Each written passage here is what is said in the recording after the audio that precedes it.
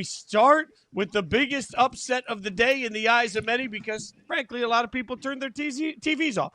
Philly goes up 21-0. People say, oh, this thing is over. We know how it's going to play out.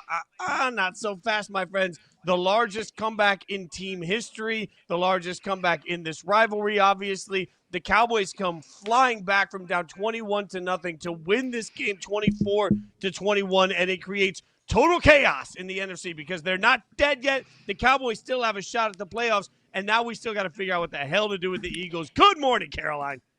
Good morning, and good morning to Dallas Cowboys fans, because they're feeling good about themselves today. And look, last week when we were talking about the Dallas Cowboys, we said, hey, look, is everything all well in Cowboy land? When adding Quinnen Williams at the trade deadline, did that really do to the Cowboys defense what it needed to keep this team in the postseason conversation? Or were they just playing the crummy, crappy Raiders? And we thought, okay, let's do it again. Do it one more time. Do it against a good team, because you're going to have to beat a playoff team in order to get into the playoffs. And that's exactly what they did last night. Like, I don't think it's crazy to say. In fact, I think it's fact. And we saw it last night. The Cowboys' defensive line outplayed the Philadelphia Eagles' offensive line. And if you would have told myself like 4 weeks ago that, I would have laughed in your face, because the Eagles had the best offensive line in the NFL and the Cowboys defense was an abject disaster. But they completely limited what Saquon Barkley did in the run game. I mean, Saquon Barkley was held to 22 yards on 10 carries. I mean, Jalen Hurts was the leading rusher on the day and had 33 yards. He had a couple of nice designed runs, but outside of that, the Eagles couldn't do anything in the run game. And that is the fact that they had a 21-0 lead at one point in that game. The Eagles want to run the football. That is the identity of this team, so much so they've had A.J. Brown, one of the best receivers in the league, pouting on the sidelines because he wasn't getting enough attention. That's how much they want to commit to running the football. And they were up 21 points and couldn't just run it out, couldn't close it out then.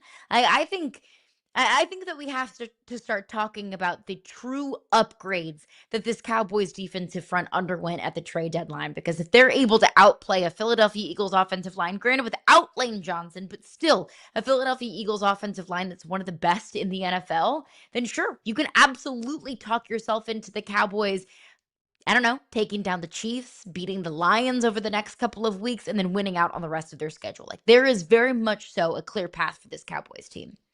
Yeah, to your point, Saquon, we saw the numbers there a second ago. 10 rushes, 22 yards. I think what's important there is that he had one rush of 7 yards. Every other rush that he had in this game was 2 yards or less.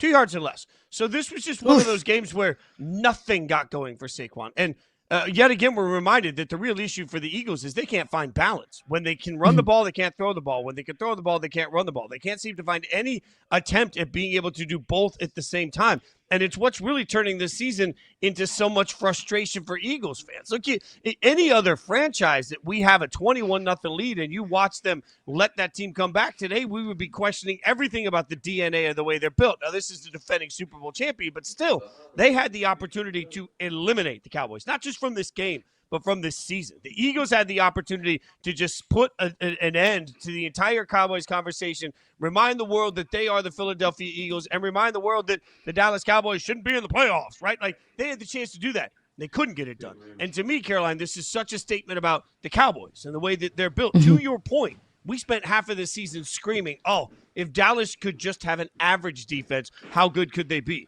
Well, we need to stop that conversation and have a new conversation, because as of today, they don't just have an average defense. That defensive line, you're right, dominated last night. Now, along with their offense being able to do what their offense can do, even on a night where CeeDee Lamb wasn't great, that defense is good enough. I'm looking squarely at the Cowboys and say, yeah, this looks like a playoff team. It's not even just about, well, can they sneak their way in? Their defense plays that way. You do that to Philly. You play that way against the Eagles. You win another game. Like the Raiders game meant nothing because the Raiders are trash. But this game against this Philly team, down 21-0 and still being able to scratch and claw your way back to victory, that says something, and this team passes the eye test as well. I think the Cowboys are showing that they're a playoff-worthy football team.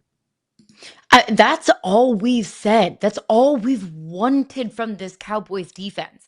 Just be average at absolute best. Like, you don't even have to be great. You don't even have to be outstanding. You don't have to be consistent week over week over week. But with this offense, when Dak Prescott is humming the way that he is, when you have this George Pickens, CeeDee Lamb 1-2 punch that at this point might be an even better 1-2 punch than what the Eagles have with Devontae Smith and A.J. Brown. And I have all of the respect in the world for what those two receivers are and the value that they bring to this Eagles team. But when this Cowboys offense is humming, the defense only has to be average. I mean, it was not that long ago that we were talking about if the Cowboys put up 24 points and they probably would have lost by 2 scores plus because the Cowboys had to put up 35, 40 points a game in order to win football games because that's how bad their defense was. But on a night where the Cowboys offense, it wasn't perfect. I mean, Dak threw a pick in the end zone. They fumbled the ball away. They had, 5 penalties in the first half? Like, it was sloppy. It was not good. The Cowboys offense didn't have to be perfect. They had to do just enough to put up the 24-point stat line to beat the Eagles. Like, if this Cowboys team turned the ball over in the red zone, fumbled the ball away, had all those sloppy penalties, then they would have lost. They would have gotten blown out. But no, this version of the Dallas Cowboys can afford to make mistakes against one of the best teams in the league and still find a way to win. This is a different Cowboys team. And I'll say it, look, I don't like doing this. I don't like to give Jerry Jones his flowers, but I think we've all been very critical of Jerry Jones, rightfully so, because the Micah Parsons trade was true buffoonery. But I think I might owe Jerry Jones an apology. I doubt this was a true master maniacal plan that Jerry Jones had all along. Like, ooh, I'm going to trade away Micah Parsons for, pennies on the dollar. And then I'm going to trade for Quinnen Williams at the trade deadline and everything's falling into plan. No, it's failing upwards. That's exactly what it's been for this Cowboys team. Like a bunch of just random strange moves that don't make a whole lot of sense that actually end up working out for the Dallas Cowboys. But I'll admit it. I'll swallow my pride. I'll admit where I was wrong. I don't even think I was wrong, really, but I do owe Jerry Jones an apology. It's failing Yeah, upwards. when Quinnen plays the way he played last night, again disruptive.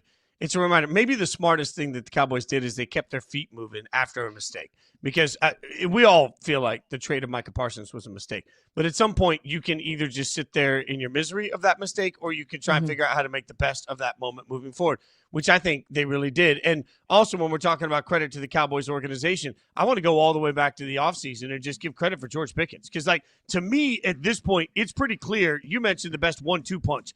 I agree with that. I just think we need to reassess who the one is in this situation. George Pickens right now is tougher to cover than CeeDee Lamb is. CeeDee had a bad night last night, had a couple of drops. He had a regrettable game. That doesn't change the fact that when they need a big play, it's Pickens that gets it. Now, you could argue, well, he's taking on the second corner. I don't think he is anymore. I think at some point they're shifting all of their coverages as best they can to try and minimize any of the damage that can be done. But when they needed a big catch on the drive to win this football game, it was Pickens that got it done with the beautiful little route, right? Like, it's Pickens that has become absolutely impossible to cover. Pickens does every bit the job that CeeDee does of high pointing and driving back to the football. He finds a way to make catches where catches feel impossible. I'm watching a wide receiver here right now that isn't the best 2 in the league. I'm watching a wide receiver that has become one of the best. Like, when we have a conversation about who the best wide receivers are in the NFL this year, George Pickens has to be in that conversation. And I'm not talking about the best sidekick. I'm talking about when we talk about Justin Jefferson and when we talk about Jamar Chase, George Pickens this year is playing at that level. He is a true wow number 1. And the Cowboys bringing him in this offseason speaks to what they saw that Pittsburgh didn't maximize, and it speaks to making the most of this offense. They deserve some credit for doing that.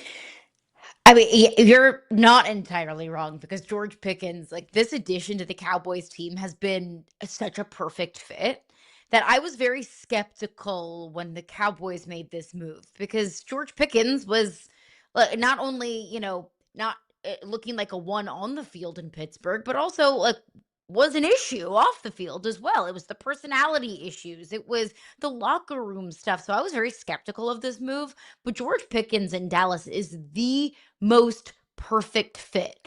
I can't go as far to say right now, though, that he is Dallas's number one because I still do view CeeDee Lamb as a top 5 receiver in the NFL. It was a rough game for him yesterday, and he's had some rough games overall. Just the drops are an issue. I think George Pickens, what he is kind of like T. Higgins in Cincinnati.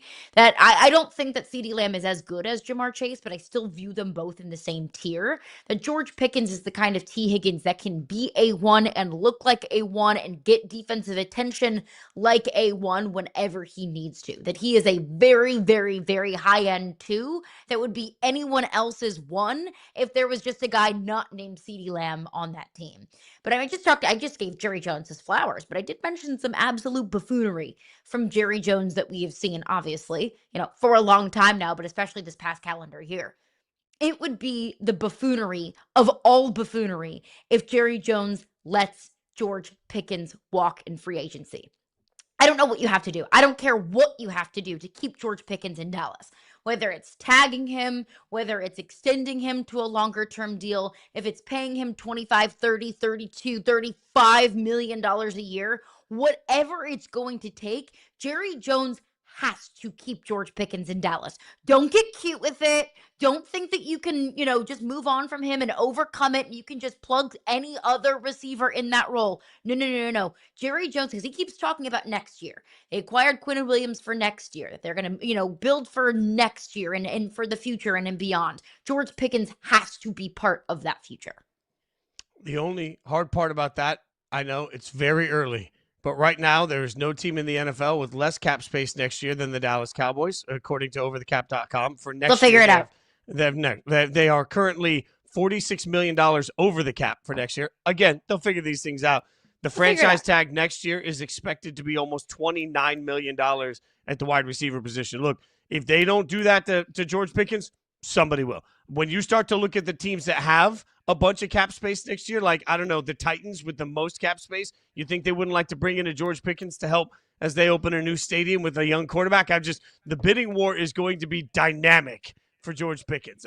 Look, this is a big win for the Cowboys, and never too early to remind you that Thursday now on Thanksgiving Day, we have Cowboys versus Chiefs, a game that is going to have so much on the line that is going to be absolutely unbelievable. Why? Because the Chiefs also had an unbelievable game. Coming up next, we'll get you caught up on what happened in Arrowhead and what it means. The Chiefs staying alive. What's it mean for the AFC?